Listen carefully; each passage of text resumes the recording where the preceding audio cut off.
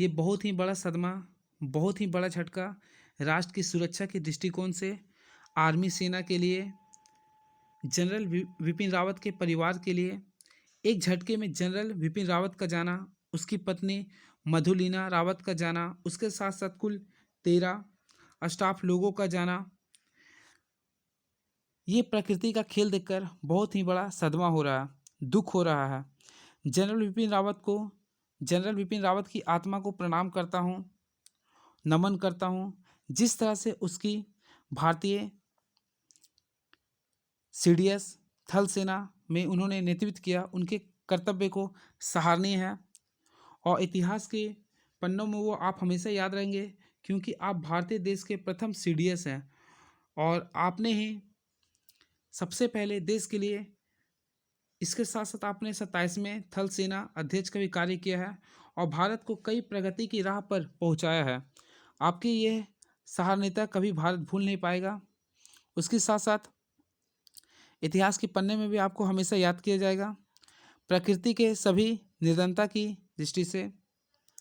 और आज का दिन इसलिए भी महत्वपूर्ण हो चुका है क्योंकि देख सकते हैं आज 8 दिसंबर 2021 को जनरल विपिन रावत का चले जाना भारतीय राष्ट्र की दृष्टि से काफ़ी शोक का दिन है।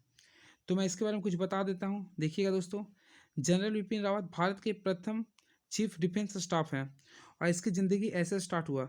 सबसे पहले मैं ये बता देना चाहता हूँ, देखिए, जिन्हें हम जनरल विपिन रावत के नाम से जानते हैं वे चीफ डिफेंस स्टाफ थे। जनरल रावत का जन्म 16 मार्च 1958 को उत्तराखंड के पौड़ी गढ़वाल जिले के चौहान राजपूत परिवार में हुआ था। अर्थात इनका दोस्तों जन्म चौहान राजपूत परिवार में हुआ था। जनरल रावत की माता जी परमार वंश से थी।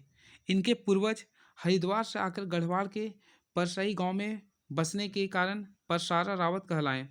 दरअसल रावत एक मिलिट्री टाइटल है जो राजपूतों को गढ़वाल के शासकों ने दिए थे। तो आप लोग इसे भी याद कर सकते हैं, रावत एक टाइटल है जो कि मिलिट्री टाइटल है जो राजपूतों की गढ़वाल के शासकों ने दिए थे।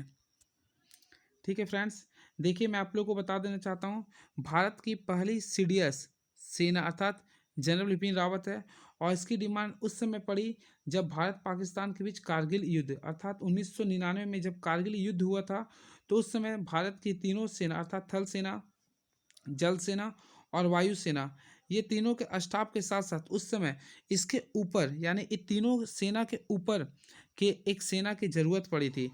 अर्थात सीडीएस की उसी समय डिमांड हुई थी, ज़रूरत पड़ी थी और इसको पूर्ण भारत में 1 जनवरी 2020 को किया गया। तो भारत के प्रथम chief defence staff general Vipin Rawat थे, जिनका आज तमिलनाडु में सैन्य हेलीकॉप्टर की दुर्घटना के समय डेथ कर गए। तो बहुत ही दुख की बात है और इनकी नेतृत्वता को भारत देश हमेशा याद रखेगी।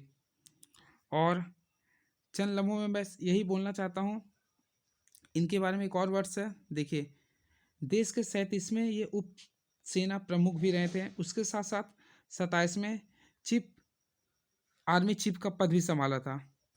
ठीक है दोस्तों, और मेरे पास कुछ वर्ड नहीं है। ईश्वर से कामना है ईश्वर अपने श्री चरणों में आपका स्थान दें। श्रद्धांजलि।